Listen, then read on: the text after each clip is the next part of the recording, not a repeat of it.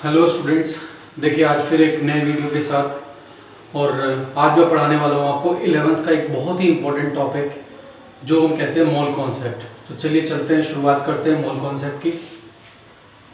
तो आज हम स्टार्ट कर रहे हैं मोल कॉन्सेप्ट।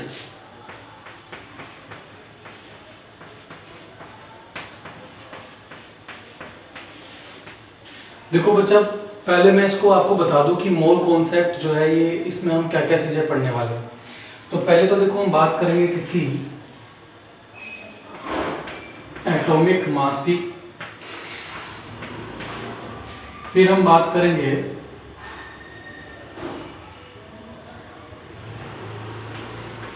मोलर मास की।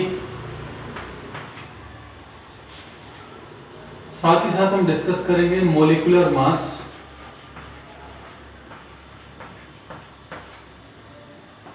फिर हम डिस्कस करेंगे 1 मोल। हम ये भी डिस्कस करेंगे कि 1 AMU क्या होता है। हम देखेंगे मोल्स के फॉर्मूले।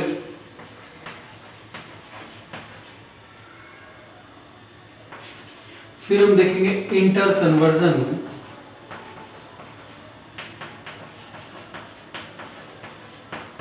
Of moles into mass and vice versa.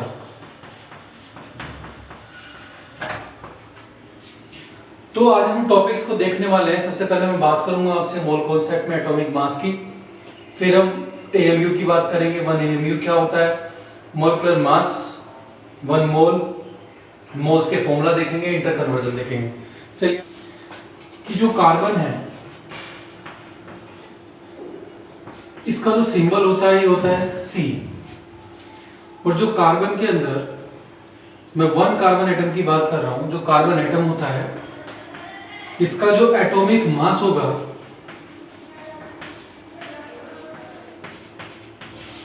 उसको कैलकुलेट करने के लिए हम कैसे करेंगे, 1 एटम ऑफ कार्बन के एटॉमिक मास को हम कैसे लिखेंगे। सबसे पहले इसके अंदर 6 तो प्रोटॉन्स होते हैं, 6 न्यूट्रॉन्स होते हैं और 6 ही इलेक्ट्रॉन होते हैं।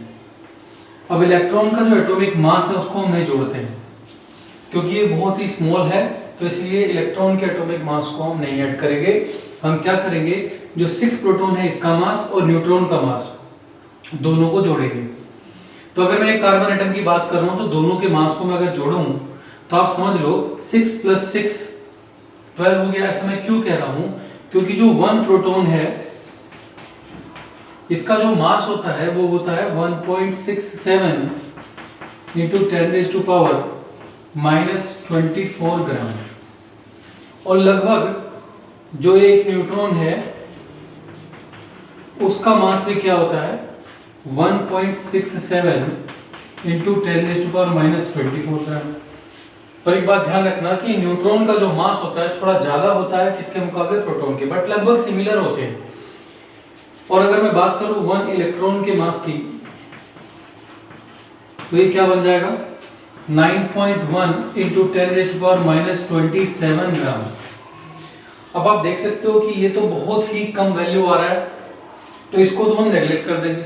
तो हम क्या करने वाले हैं, प्रोटॉन और न्यूट्रॉन का मास जो लगभग बराबर है उनको ऐड करेंगे और हमारे पास क्या आ जाएगा, एटॉमिक मास किसका, कार्बन। इसमें मैं कह रहा हूं 6 प्रोटॉन्स + 6 न्यूट्रॉन्स आर देयर।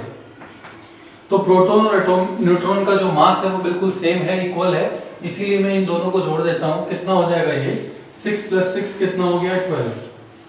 अब प्रोटॉन और न्यूट्रॉन का मास क्योंकि सेम है तो इसको मल्टीप्लाई कर लेते हैं 1.67 × 10⁻⁻24 ग्राम से, क्योंकि कॉमन आ गया दोनों में। अभी लिखा मैंने 12 × दिस। अभी मैं ग्राम में निकाल रहा हूं, किसमें निकाल रहा हूं, ग्राम में। अब मैंने ऐसा क्यों किया कि यहां पर आप देख रहे हो 1.67 × 10⁻⁻24। अब अगर मैं इसको लिखना चाहता हूं 12 AMU तो ये भी सही है। तो 12 AMU मैंने इसको लिखा। क्यों लिखा इसको मैंने 12 AMU, क्योंकि जो 1 एटॉमिक मास यूनिट होता है उसके अंदर कितना मास होता है 1.67 इंटू 10⁻⁻24 ग्राम। तो 1 AMU की वैल्यू कितनी होती है 1.67 इंटू 10⁻⁻24 ग्राम। और अगर मैं इसको छोड़ना चाहता हूँ यहाँ से तो मैं इसको फिर AMU में लिखूंगा क्योंकि ये 12 AMU के बराबर आ जाएगा। अब हम 1 AMU की डेफिनेशन देखते हैं क्या है। 1 AMU equals to 1/12 the mass of 1 carbon atom. तो ये बात क्यों कही गई कि 1 AMU किसके इक्वल होता है 1/12 the mass of 1 carbon atom.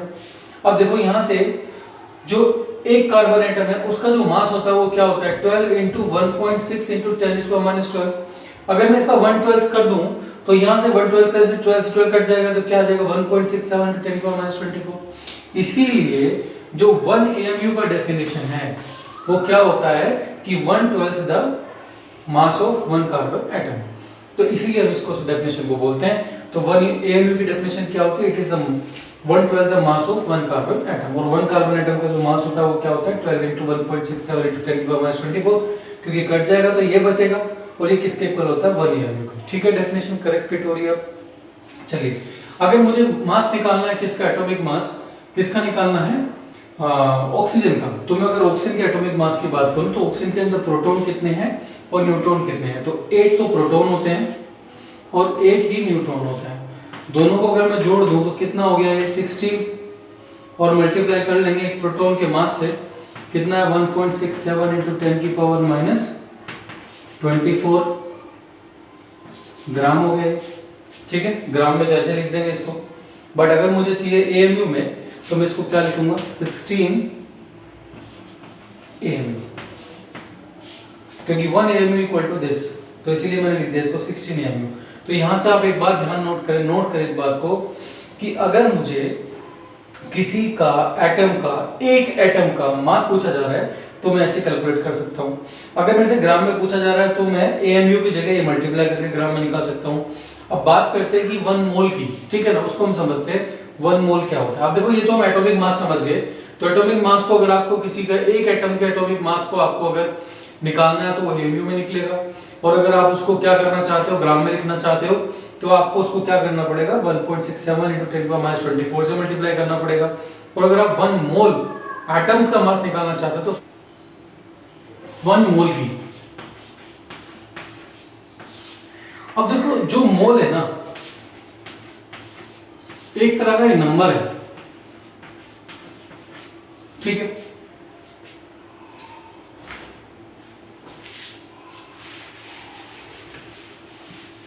देखिए हम बात करेंगे किसकी 1 मोल की।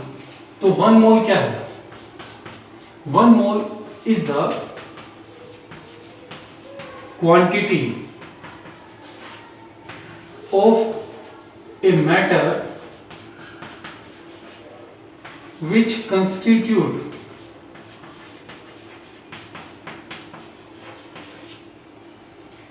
as many particles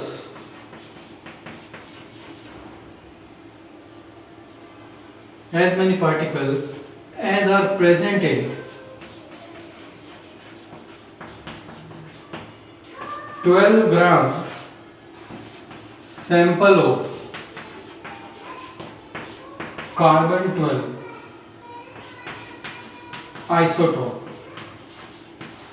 तो क्या कहना चाह रहे हैं यहां से देखो 1 मोल क्या होता है एक ऐसी क्वांटिटी मैटर की जो किसके इक्वल होती है उतने पार्टिकल के इक्वल होती है जितने किसके अंदर पाए जाते हैं कार्बन 12। 12 ग्राम सैंपल ले लो किसका कार्बन 12 का।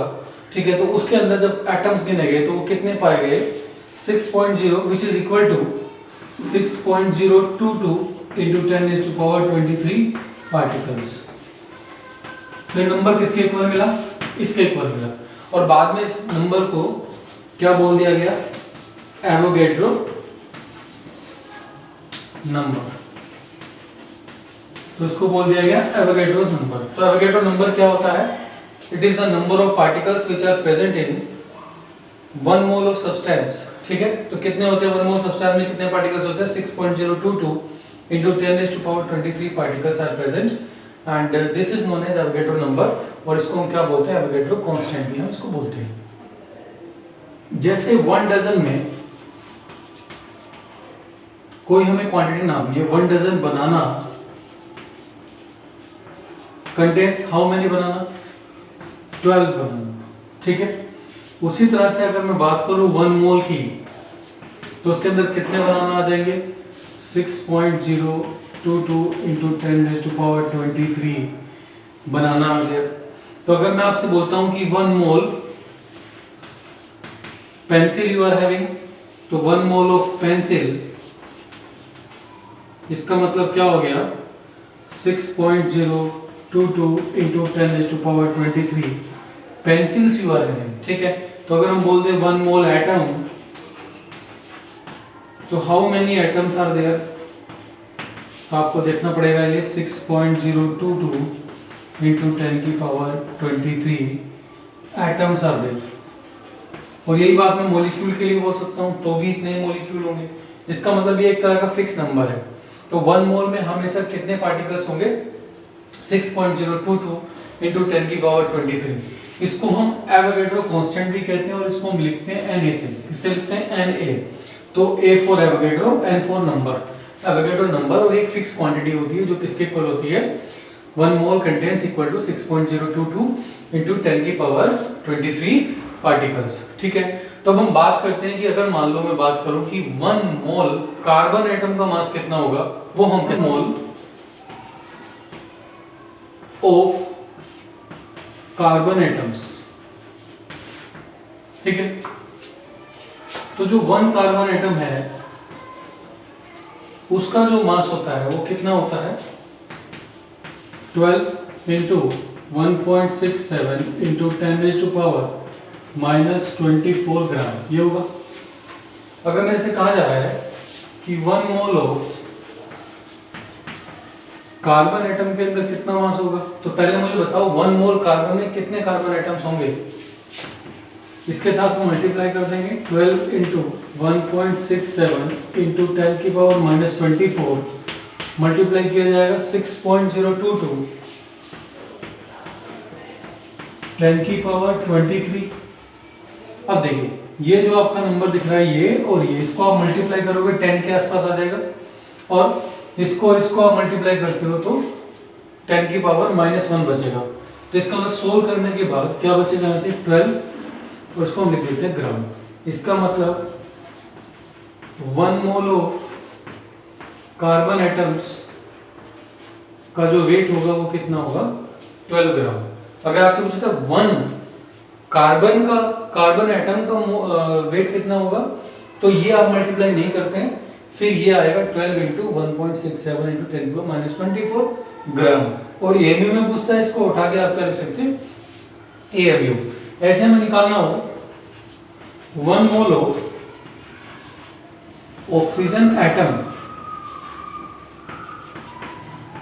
इसका एटॉमिक मास कितना होगा, तो हम यहां से बोलेंगे एक ऑक्सीजन एटम का जो मास होता है वो कितना होता है, 16 into 1.67 into 10⁻⁻24।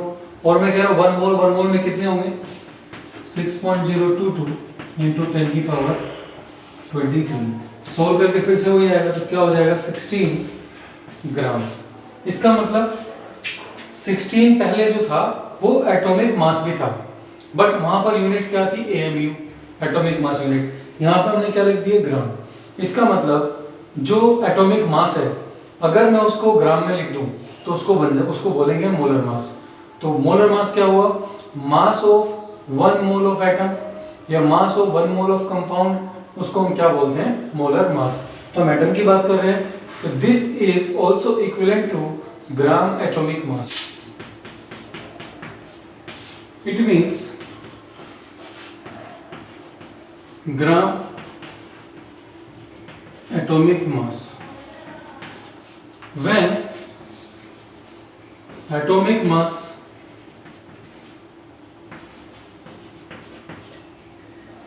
is represented in gram, this is called as gram atomic mass, and this is equivalent to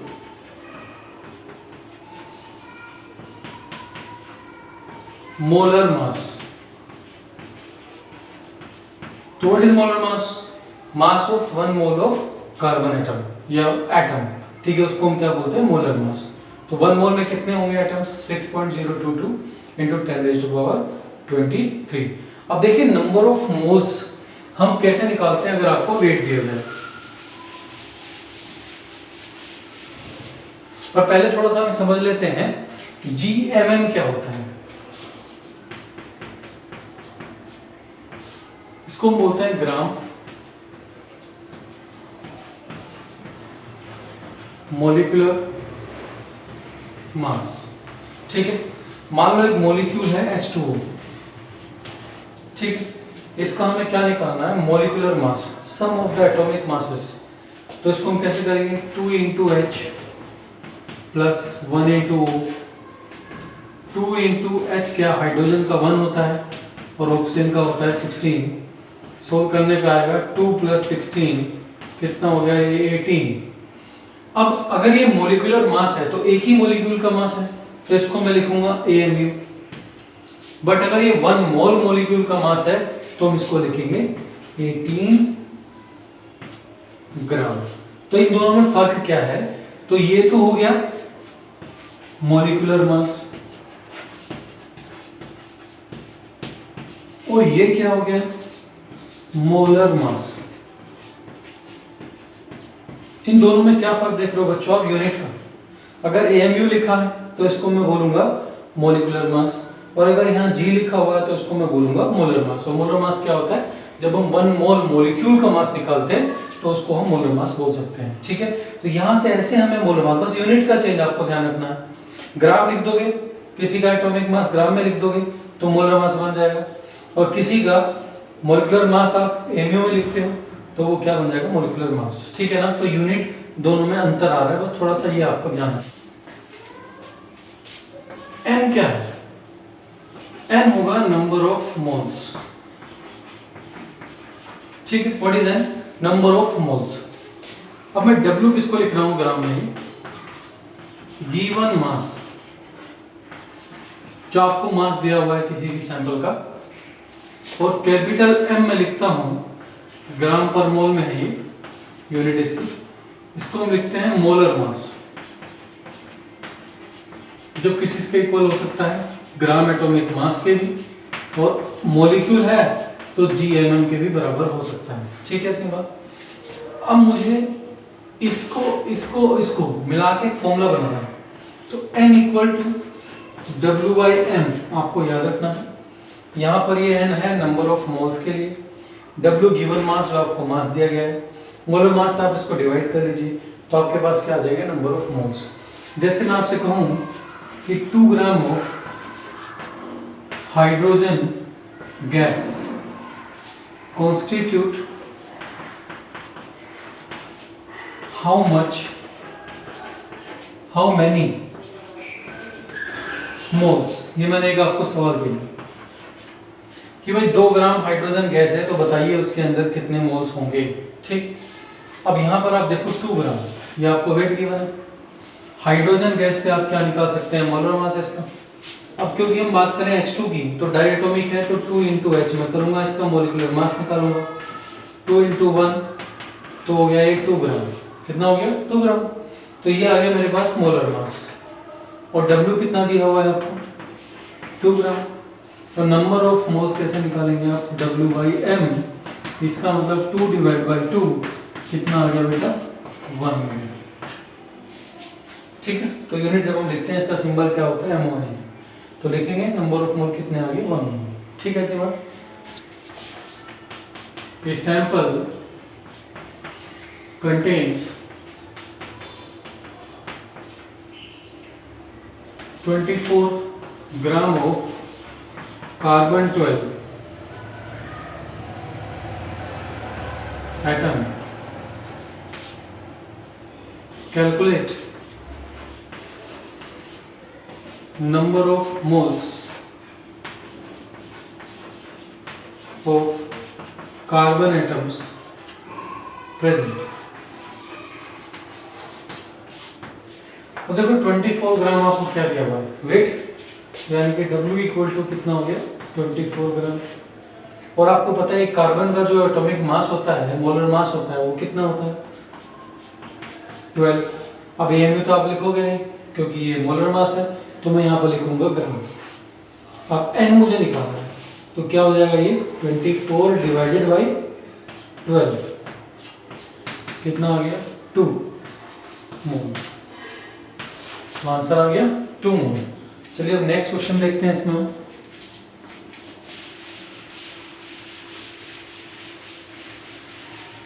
suppose मैं आपको बोल रहा हूं a sample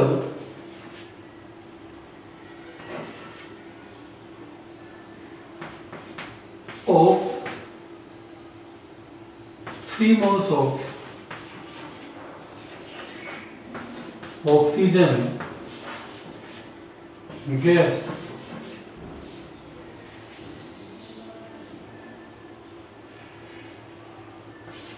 contain how much weight। एक सैंपल है जिसमें 3 मोल्स है ऑक्सीजन गैस के, तो पूछ रहा है कितना वेट है इसका। ठीक, तो हमारे पास फॉर्मूला क्या बेटा N equal to W/M। Molar mass आप निकाल सकते हो, O2 की बात हो रही है तो 2 इंटू O कर दोगे, 2 इंटू आप 16 कर दोगे, तो कितना हो गया 32 ग्राम। कितना हो गया 32 ग्राम। अब देखो वेट निकालना है तो ये मुझे निकालना है। मोल्स आपको गिवन है, कितने मोल्स दिए हुए हैं 3 मोल्स, तो यहाँ पुट करिए। तो फॉर्मूला क्या आ जाएगा W equal to N into M। N कितना है यहाँ पर 3 और मोलर मास कितना आया इसका 32। सोल्व कर ले, किस में आ जाएगा ग्राम। ठीक है, आई होप ये बात मैं आपको समझा पा रहा हूँ। ठीक, चलिए इसके आगे हम बात करते हैं। अगर आपको नंबर ऑफ पार्टिकल्स दिए होंगे तो आप कैसे किसी के मोल्स निकालेंगे वो हम देखेंगे। देखो N मैं डिनोट करता हूं नंबर ऑफ पार्टिकल्स जो सैंपल में है। Na क्या होगा एवोगैड्रो कांस्टेंट, एवोगैड्रोस नंबर, और जिसकी वैल्यू कितनी होगी बेटा 6.022 इंटू 10⁻23 पार्टिकल्स। अब N क्या है यहाँ पर नंबर ऑफ मोल्स। ठीक, तो इसका एक फॉर्मूला आप लर्न करेंगे N equal to capital N upon Na, capital N upon Na। अब अगर मुझे निकालने हैं नंबर ऑफ पार्टिकल्स तो मेरे पास फॉर्मूला आ जाएगा N equal to small n into Na, cross multiply करा दिया मैंने। ठीक है, तो अगर मुझे नंबर ऑफ पार्टिकल्स गिवन हो, एटम्स गिवन हो, मॉलिक्यूल्स गिवन हो, तो मैं नंबर ऑफ मोल्स आराम से निकाल सकता हूँ। सवाल लेते हैं हम यहाँ पर क्वेश्चन। ये sample of oxygen atom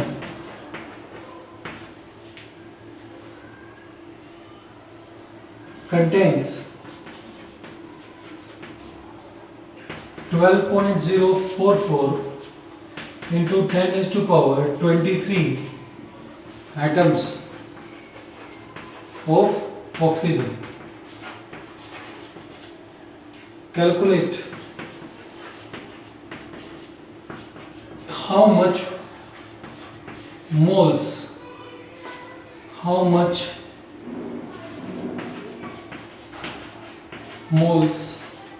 are present।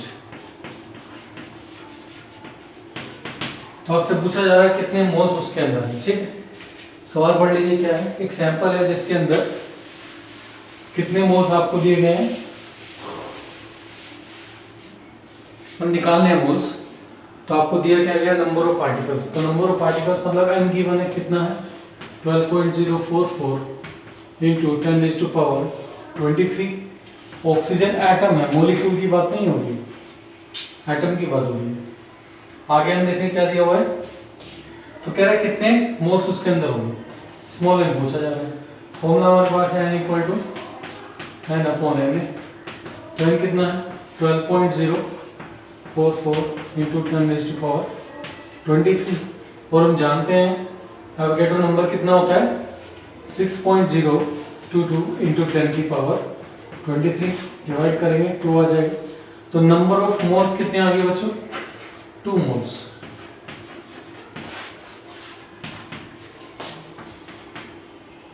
A sample of ozone gas contains 3 moles. Calculate how many molecules of ozone are present। कैसे करेंगे? आपको मोल्स दिए हुए, तो मैं कह रहा हूं कि आपको दिया हुआ है यहां से स्मॉल n इक्वल टू 3। आपको निकालने नंबर ऑफ पार्टिकल्स हैं और एन ए कितना होता है बेटा? 6.022 इंटू 10 की पावर 23। फॉर्मूला लगाएं जरा, n equal to n upon N A हो गया। आपको चाहिए ये n equal to n into N A, ठीक है। तो यहाँ पर n कितना दिया हुआ है आपको? 3 मोल्स, और एन ए की वैल्यू क्या होगी? 6.022 इंटू 10 की पावर 23। मल्टीप्लाई कर देंगे इसको, जो भी आएगा आपके पास ये क्या आ जाएंगे? ओजोन मॉलिक्यूल्स, ठीक है। तो इस तरह से हम इसके सवाल में पढ़ेंगे आगे। अब मैं इसको कंबाइन कर, अगर मुझे नंबर ऑफ पार्टिकल्स दिए हो तब मुझे कैसे नंबर ऑफ मोल्स निकालने हैं, नंबर ऑफ मोल्स से नंबर ऑफ पार्टिकल्स में कैसे कैलकुलेट करना है, वेट को कैसे मोल्स बनाना है, और मोल्स को कैसे आपको वेट में कन्वर्ट करना है, ये अभी तक हम समझ चुके हैं। अब मैं इनको फॉर्मूले को इकट्ठा करके लिख रहा हूँ। तो n क्या होगा? W/m मैं कर सकता हूँ equal to n upon N A, से भी मैं इसको सोल्व कर सकता हूँ। अब मैं आपको एक फॉर्मूला और बता रहा हूँ। यहां से सपोज दैट हमें पता है कि molar volume of A gas at STP, standard temperature pressure, कितना होता है? ये होगा 22.4 लीटर, ठीक है। और ये कब कैलकुलेट किया जाता है? जब हम एटमॉस्फेरिक जो प्रेशर लेते हैं, ये होता है 180 में, ठीक है। बार में अगर आप करोगे तो 22.7 है, ठीक। अभी आप इसको लेकर कर सकते हैं एसटीपी पे। अब मोलर वॉल्यूम ऑफ गैस इतना होता है। सपोज दैट मेरे को दिया गया है कि at STP 44.8 litre of hydrogen gas is filled in a container. Calculate amount of gas filled। तो कह रहा है कि एसटीपी पर कितना मोल्स आपने भरा है इसमें, मतलब पूछ रहा है कि कितने मोल्स उसके होंगे। यहाँ पर देखें at STP standard temperature pressure पर 44.8 litre of gas, hydrogen gas is filled in a container. तो ये आपको क्या दिया हुआ है? वॉल्यूम इक्वल टू कितना है? 44.8 लीटर, और मोलर वॉल्यूम कितना होता है? 22.4 लीटर। तो हम क्या करेंगे कि इसका एक फॉर्मूला लिखते हैं, n equal to volume occupied at STP divided by molar volume. वो कितना होता है? 22.4 लीटर, ठीक है बच्चों। तो 22.4 लीटर से आप इसको डिवाइड कर लेंगे तो क्या आ जाएगा यहां से बताइए? कितना है, कितना ऑक्यूपाई हो रहा है? 44.8 डिवाइडेड बाय, किससे डिवाइड करेंगे? 22.4 से। यूनिट सेम है दोनों की, 2। तो नंबर ऑफ मोल्स आ गए यहां से 2। Calculate volume occupied by 3 moles of O2 gas at STP कितना वॉल्यूम ऑक्यूपाई करेगा? तो आप बोलेंगे 1 मोल ऑफ गैस कितना ऑक्यूपाई करता है कोई भी गैस STP पर 22.4 लीटर। तो ये 3 मोल कितना करेगा? 3 इंटू 22.4 लीटर। या मैं इसका एक फॉर्मूला लिखा हूं आपको, N equal to volume in litre occupied at STP divided by 22.4 litre. ठीक है, और ये क्या हो जाएगा? Number of moles. तो इस फॉर्मूले से आप क्या निकाल सकते हैं? Direct number of moles. इसका मतलब इस फॉर्मूले को मैं यहाँ लिख देता हूँ, volume of gas in litre at STP divided by molar volume कितना होता है? 22.4 लीटर। ठीक है, तो नंबर ऑफ मोल निकालने के अब हमारे पास 3 फॉर्मूले आ गए। ठीक, इनको हम आपस में भी यूज करेंगे, कैसे इनको किया जाता है। तो आज हम इस क्लास को यहीं तक रोकते हैं, जहां पर हमने नंबर ऑफ मोल्स को कैलकुलेट करना सीखा, और यहाँ पर हमने इंटर कन्वर्जन भी सीख लिया है कि नंबर ऑफ मोल्स हो तो वेट कैसे बनाएंगे, नंबर ऑफ पार्टिकल्स कैसे करेंगे, एटॉमिक मास क्या होता है समझ चुके हैं, मॉलिक्यूलर मास क्या होता है, मोलर मास क्या होता है समझ चुके हैं। ठीक है, तो आप इसको आज इतना पढ़ें। इसके बाद अगली क्लास में मैं आपको समझाऊंगा कि इन फॉर्मूलों को कैसे आप रिलेट करके कैसे नंबर ऑफ पार्टिकल्स वेट की हेल्प से निकालेंगे, या वेट कैसे निकालेंगे अगर नंबर ऑफ पार्टिकल्स होंगे। तो हम अगली क्लास में कुछ न्यूमेरिकल्स के साथ आएंगे। ठीक है, and thanks for your support, subscribing and sharing this YouTube channel. And ज़्यादा से ज़्यादा बस आप इसको सब्सक्राइब करिए, शेयर करिए, एंड थैंक्स फॉर वॉचिंग।